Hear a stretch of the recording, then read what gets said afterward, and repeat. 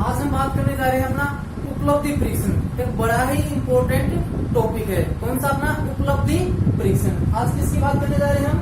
उपलब्धि परीक्षण। ये क्या होता है कि एक बच्चे ने कितना कुछ प्राप्त किया है उसकी मात्रा को मापना ही क्या होता है? उपलब्धि परीक्षण होता है। और अपना जो उपलब्धि परीक्षण है इसको अन्य किस किस नामों से जाना जाता है वो देखते हैं। तो इसके अन्य नाम कौन कौन से हो जाएंगे? मात्रात्मक परीक्षण बोले या लब्धि परीक्षण बोले या इसी को क्या बोल सकते हैं? हम निष्पत्ति परीक्षण बोल सकते हैं। उसके बाद हम देखते हैं अपना जो उपलब्धि परीक्षण होता है इसका अर्थ क्या है और इसकी परिभाषाएं उनको देखते हैं। तो अपना जो उपलब्धि परीक्षण है उसका सबसे पहले हम अर्थ देखते हैं। तो मूल्यांकन एक व्यापक अवधारणा है। हमें पता है कि जो अपना मूल्यांकन होता है वो क्या होती है? व्यापक अवधारणा होती है जिसके अंदर दो बातों को क्या किया जाता है? शामिल किया जाता है। कौन कौन सी?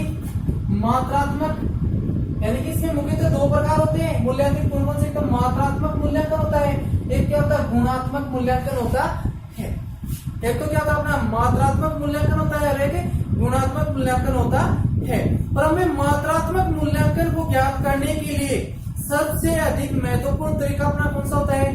उपलब्धि परीक्षण बोलूं या निष्पत्ति परीक्षण बोलूं होता है। नेक्स्ट देखते हैं कि मात्रात्मक उपलब्धियों की जांच हेतु विद्यार्थियों का मापन किया जाता है। यानी कि विद्यार्थी ने कितनी मात्रा में कितना ज्ञान अर्जित किया है उसको जांचने के लिए क्या किया जाता है? अपना उपलब्धि परीक्षण किया जाता है। नेक्स्ट, और मापन करने के लिए उपलब्धि परीक्षण सर्वाधिक महत्वपूर्ण क्या माना जाता है? कि तरीका माना जाता है। नेक्स्ट, निष्पत्ति परीक्षण मापन की वह विधि है। यानी कि अपना निष्पत्ति परीक्षण या उपलब्धि परीक्षण मापन की वह विधि होती है जिसमें विद्यालय शिक्षण के दौरान पढ़ाए जाने वाले विषयों में अर्जित ज्ञान की योग्यता व मात्रा का पता लगाया जाता है। यानी कि क्या होता है कि विद्यालय शिक्षण के दौरान बच्चों को पढ़ाए गए विषयों में उन बच्चों ने कितनी मात्रा में ज्ञान को अर्जित किया है उस मात्रा को जानना ही क्या कहलाता है? उपलब्धि परीक्षण कहलाता है। अर्थात विभिन्न विषयों में विद्यार्थियों ने कितना सीखा है, यानी कि अपने जो अलग अलग जो सब्जेक्ट होते हैं उन सब्जेक्टों के अंदर विद्यार्थियों ने कितना सीखा है और इसे ज्ञात करना ही क्या कहलाता है? उपलब्धि कहलाता है। यानी कि किस विषय में बच्चे ने कितनी मात्रा में ज्ञान को अर्जित किया है तो वो चीजें ज्ञात करना ही क्या कहलाता? अपना उपलब्धि परीक्षण कहलाता है। नेक्स्ट हम देखते हैं अपना,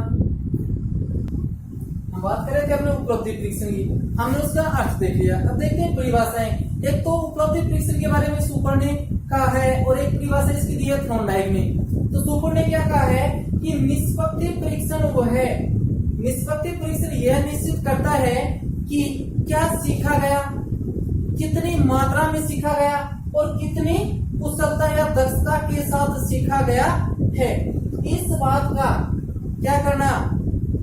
मापन करना है क्या कहलाता? अपना उपलब्धि परीक्षण कहलाता है। ये बात किसने की है? सुपर ने की है। तो सुपर ने क्या परिभाषा दी है कि निष्पत्ति परीक्षण यह निश्चित करता है कि क्या सीखा गया है, कितनी या कितना सीखा गया है और कितनी कुशलता या दक्षता के साथ शिक्षण कार्य को पूर्ण किया गया है। ये बात किसने कही है? सुपर ने। किसने कही है? सुपर ने। नेक्स्ट परिभाषा की बात करें कि जब हम उपलब्धि परीक्षण का प्रयोग करते हैं, क्या है कि जब हम उपलब्धि परीक्षण का प्रयोग करते हैं तो इस बात को सुनिश्चित करते हैं कि विशिष्ट शिक्षण के बाद विद्यार्थी ने क्या और कितना सीखा है। ये बात किसने कही है?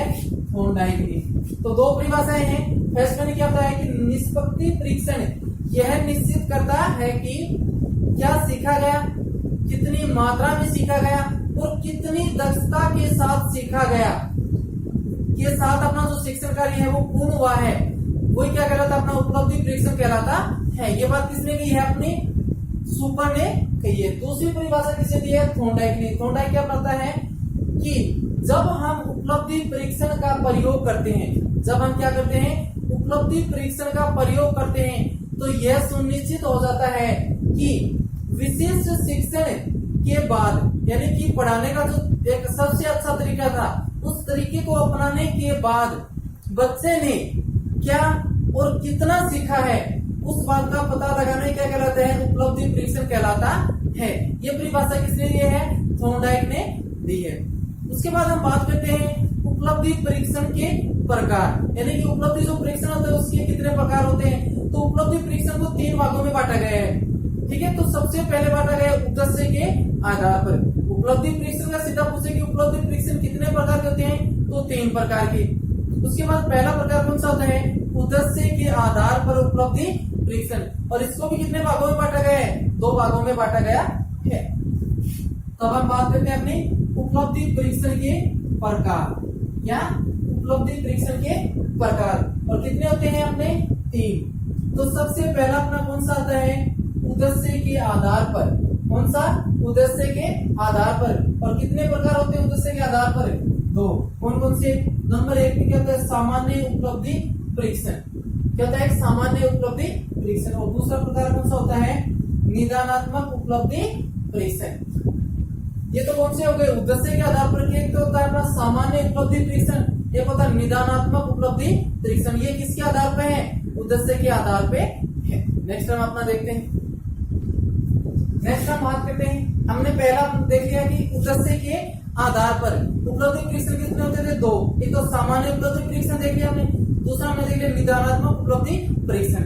फिर दूसरा अपना परीक्षण है, उपलब्धि परीक्षण का प्रकार कौन सा होता है, परीक्षा विधि के आधार पर। कौन सा होता है, परीक्षा विधि के आधार पर।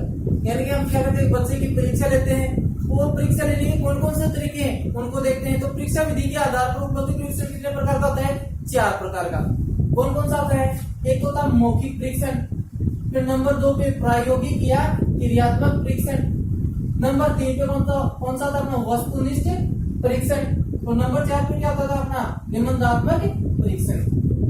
इनमें क्या होता है, मौखिक परीक्षण में क्या करते हैं, बच्चे से कुछ पूछते हैं जिनका वो जवाब क्या करता है, बोल कर देता है, यानी कि मौखिक रूप से वाइवा देता है। फिर प्रायोगिक या क्रियात्मक, यानी कि हम बच्चे से कुछ कार्य करवा कर देखते हैं, यानी प्रायोगिक प्रयोगशाला में क्या करते हैं, उसका प्रयोग करवा के देखते हैं। दूसरा वस्तुनिष्ठ परीक्षण, तो ये क्या अपना ऑब्जेक्टिव टाइप के होते हैं, जो कि ऑलरेडी हम पढ़ चुके हैं कि वस्तुनिष्ठ परीक्षण है, उनकी विशेषताएं कौन कौन सी होती है, उसके गुण कौन से, उनके अवगुण कौन से होते हैं। लास्ट हम देख, और लास्ट अपना निबंधात्मक परीक्षण, वो भी हम देख चुके हैं कि ये क्या होता है। निबंधात्मक परीक्षण में क्या होता है कि इनका उत्तर होता है वो क्या होता है, विस्तृत रूप में होता है। और अपना जो वस्तुनिष्ठ परीक्षण होते हैं, इनका उत्तर होता है वो सीमित होता है, निश्चित होता है। इनके कारण इसमें क्या पाई जाती है, विश्वसनीयता अधिक पाई जाती है। तो लेकिन निबंधात्मक परीक्षण इसमें विश्वसनीयता अधिक नहीं पाई जाती है। नेक्स्ट किसके अनुसार, डगलस एंड हॉलैंड के अनुसार। किसके अनुसार, डगलस एंड हॉलैंड के अनुसार उपलब्धि परीक्षण के कितने प्रकार होते हैं, 2। कौन कौन से होते हैं, नंबर 1 परमाणुकृत या प्रमाणिक उपलब्धि परीक्षण होता है। नंबर 2 पे कौन सा था अपना अप्रमाणीकृत उपलब्धि परीक्षण। ये किसके अनुसार है, डगलस एंड हॉलैंड के अनुसार। अब हम बात करेंगे आप आगे अपने कि जो अपना जो सामान्य उपलब्धि परीक्षण है और अपना जो निदानात्मक उपलब्धि परीक्षण है, इन दोनों के मध्य, इन दोनों के बीच में क्या अंतर होता है उसको देखते हैं। तो नेक्स्ट हम किसकी बात करेंगे, सामान्य उपलब्धि परीक्षण हुआ है, निदानात्मक उपलब्धि परीक्षण में अंतर, ये दोनों में क्या अंतर होता है। हम बात करते हैं अपना जो सामान्य उपलब्धि परीक्षण है और जो निदानात्मक उपलब्धि परीक्षण है, इन दोनों में अंतर क्या है वो देखते हैं। तो कौन कौन से अंतर होते हैं वो देखते हैं कि सामान्य उपलब्धि परीक्षण विद्यार्थियों की विषय योग्यता का मापन करते हैं। यानी कि अपना जो सामान्य उपलब्धि परीक्षण है वो क्या करता है, विद्यार्थियों की जो विषय की योग्यताएं होती हैं उनका क्या करता है, मापन करता है। जबकि निदानात्मक परीक्षण अधिगम प्रक्रिया में आने वाली बाधाओं, कठिनाइयों या कमजोरियों की क्या करता है, खोज करता है। यानी कि सामान्य उपलब्धि परीक्षण विद्यार्थियों की विषयों की योग्यताओं का क्या करता है, मापन करता है कि किस विद्यार्थी ने किस विषय में कितनी मात्रा में ज्ञान को अर्जित किया है, ये करता है। लेकिन जो निदानात्मक जो उपलब्धि परीक्षण होता है वो किस चीज को ज्ञात करता है कि अधिगम यानी कि सीखने से संबंधित बच्चे के सामने कौन कौन सी समस्याएं हैं, बाधा है, कमजोरी है, उन सभी का क्या करता है, खोज करता है या उनको क्या करता है, जांचता है। दूसरा इसमें अंतर कौन सा होता है कि सामान्य उपलब्धि परीक्षण का परिणाम स्वरूप वर्गीकरण, चयन या समूह निर्धारण या विभाजन होता है। यानी कि क्या होता है कि सामान्य उपलब्धि परीक्षण में क्या होता है, परिणाम स्वरूप उनमें चयन किया जाता है, उनका वर्गीकरण किया जाता है या समूह में के अंदर क्या किया जाता है, विद्यार्थियों को उनको बांटा जाता है कि ये क्या है, होशियार है, ये कमजोर है, ये क्या नियम स्तर के, इस तरीके से उनको क्या किया जाता है, वर्गीकरण किया जाता है। लेकिन जो निदानात्मक जो परीक्षण होता है, जो निदानात्मक उपलब्धि परीक्षण, उसमें क्या होता है कि परीक्षण के परिणाम स्वरूप क्या करवाया जाता है, उपचारात्मक शिक्षण करवाया जाता है।